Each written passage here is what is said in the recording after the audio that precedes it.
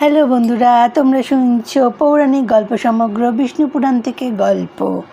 আজকের গল্প কংসবধ।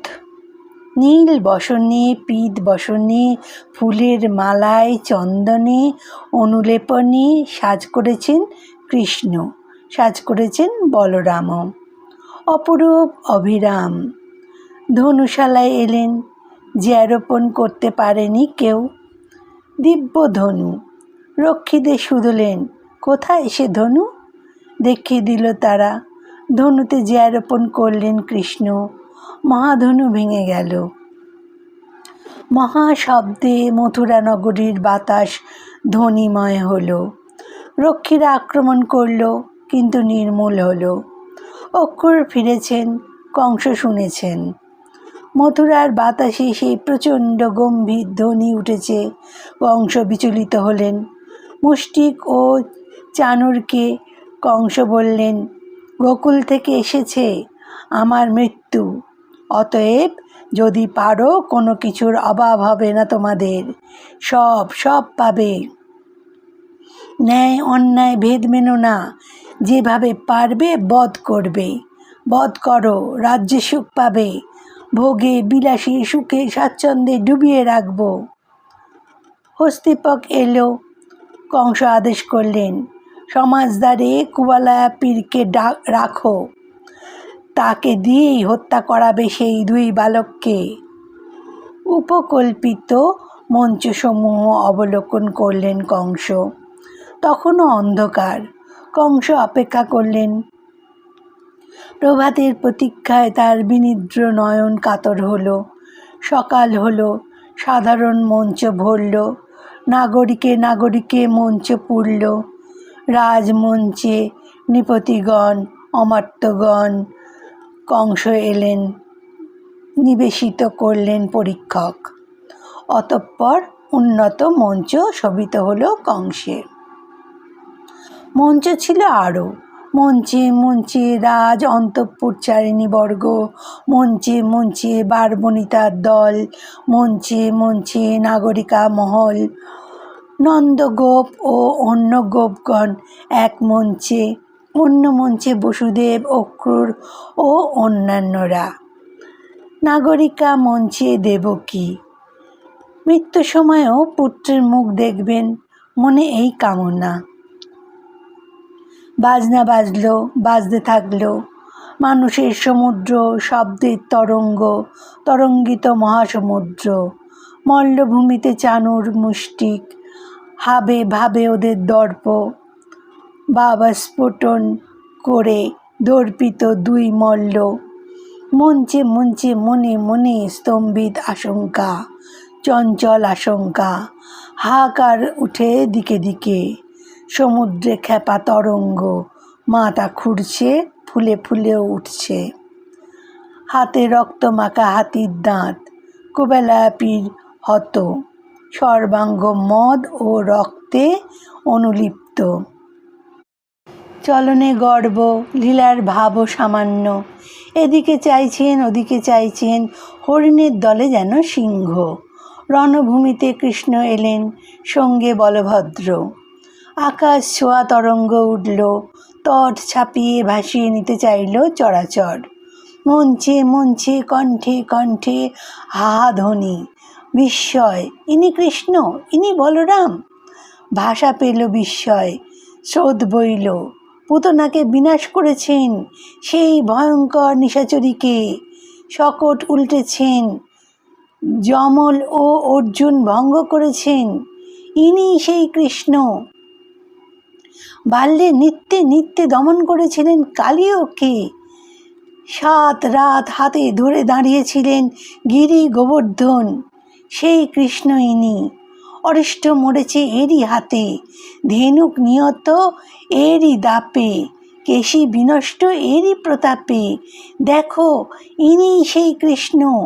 আর আগে চলেছেন বলভদ্র, কৃষ্ণের অগ্রজ।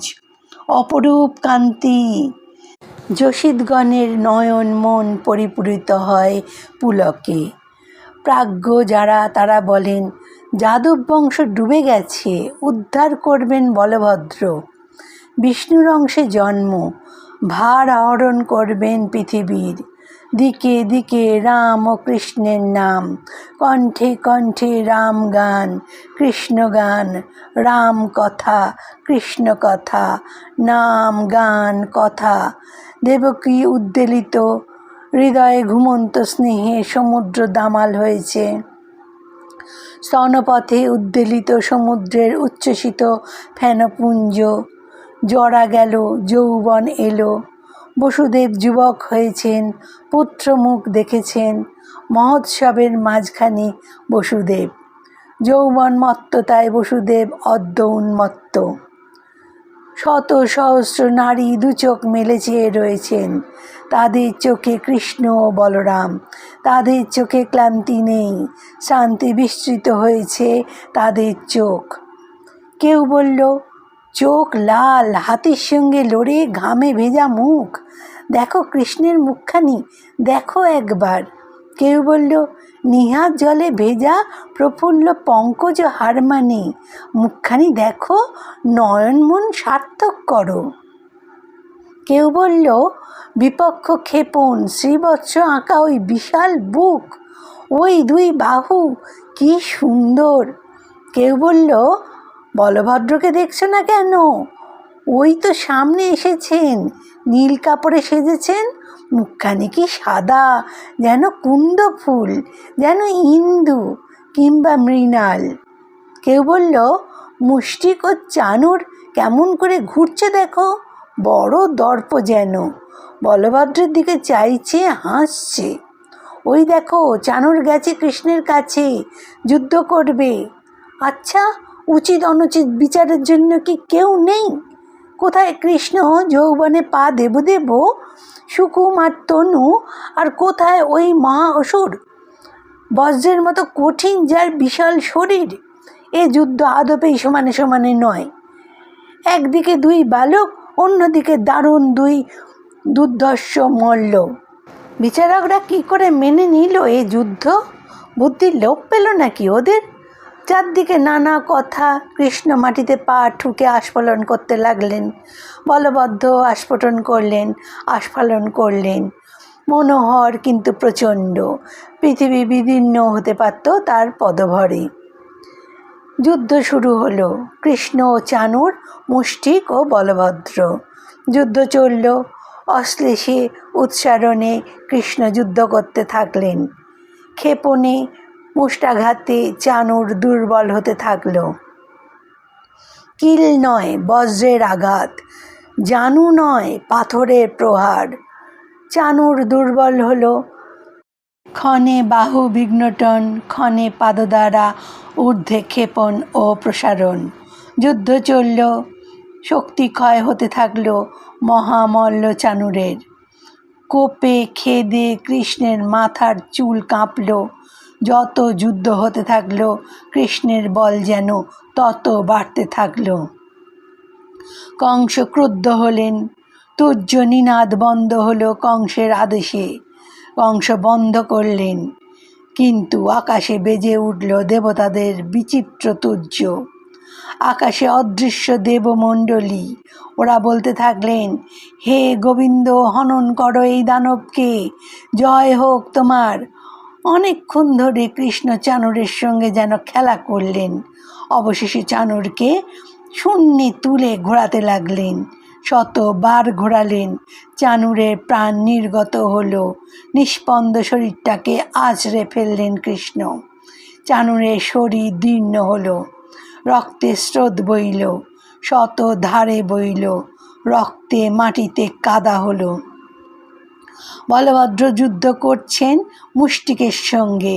কৃষ্ণ যেমন করলেন চানুরের সঙ্গে, বলভদ্র তেমনি করলেন মুষ্টিকের সঙ্গে। বলভদ্রের মুষ্টি পড়ল মুষ্টিকের মাথায়। বলভদ্রের জানুর আঘাত বজ্র হয়ে বাজল মুষ্টিকের বুকে।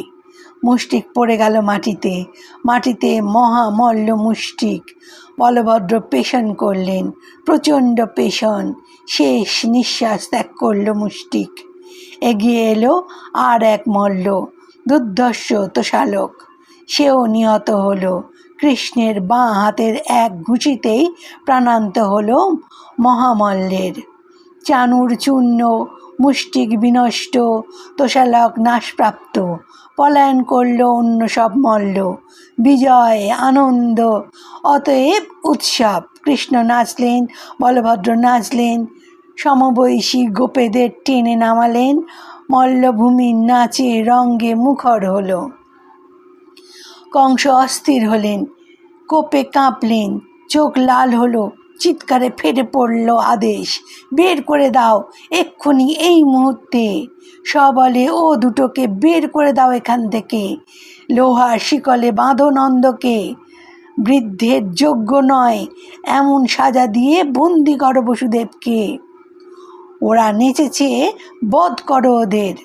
এদের গাভী, ধনসম্পত্তি সমস্ত কিছু লুণ্ঠন করো। কৃষ্ণ হাস্য করলেন, লাফিয়ে উঠলেন মঞ্চে, চুল ধরে টেনে ঝটকায় পেরে ফেললেন কংসকে। কংসের উপরে কৃষ্ণ, কৃষ্ণ পৃথিবীর ভার। নিষ্পেষিত হলো কংস। কংসের সব কৃষ্ণ টেনে নিয়ে এলেন রণভূমিতে। চুল ধরে টেনে আনলেন বিশাল সেই দেহ। প্রচণ্ড আকর্ষণ, বিপুল দেহভার, মনে হলো খ্যাপা জোয়ার। রণভূমিতে নির্মিত হলো প্রকাণ্ড এক পরীক্ষা। কংসের ভাই সুমালি, সে এলো ধেয়ে। বলভদ্র বিনাশ করলেন তাকে। মঞ্চে মঞ্চে হাহাকার রব উঠল। বসুদেব ও দেবকীর মহাভাগ্য, পদমূলে তাদের কৃষ্ণ ও বলভদ্র। বসুদেবের ও দেবকীর মনে ধীরে ধীরে ছবি হয়ে ভাসল আগের জন্মের নানা বৃত্তান্ত। কৃষ্ণ বলরামকে ওরা হাত ধরে ওঠালেন, প্রণাম করলেন। বসুদেব বলতে থাকলেন, পীত মুগ্ধ আবিষ্ট বসুদেব বলে চললেন, প্রসন্ন হয়ে উদ্ধার করেছ, প্রসন্ন হয়ে আমার ঘরে জন্ম নিয়েছ। আমার কুল পবিত্র হয়েছে, তোমাতেই সবে শেষ, অথচ সবেতেই তুমি। যজ্ঞে যজ্ঞে তোমার যজন, তুমি যজ্ঞ স্বরূপ, আবার তুমি যজ্ঞের স্রষ্টা। মন বলছে তুমি আমাদের তনয়, কিন্তু তার নিতান্তই ভ্রান্ত। সর্বভূতের কর্তা, অনাদি নিধন তুমি বা কোথায়, আর কোথায় আমাদের জিহ্বা যার দ্বারা উচ্চারণ করব তোমাকে পুত্র বলে। যাতে জগতের প্রতিষ্ঠা, তিনি কেন জন্ম নেবেন জঠরে? তুমি পুত্র নও আমাদের, মিথ্যে বিমোহিত করছো। অন্ধকারে ছিলাম, তাই পুত্র ভেবেছি তোমাকে। তাই কংসের ভয়, তাই গোকুলে রেখেছিলাম তোমাকে। দেবতাদেরও অসাধ্য যা, তুমি তাই করেছ। দু চোখ বিস্ফারিত করে আজ তা দেখেছি। মোহ নাশ হয়েছে, তুমি বিষ্ণু, জগতে অবতীর্ণ হয়েছে জগতেরই হিতার্থে। গল্পটা এখানেই শেষ হলো। কেমন লাগলো জানিও, শেয়ার সাবস্ক্রাইব করে দেবে। ধন্যবাদ সবাইকে।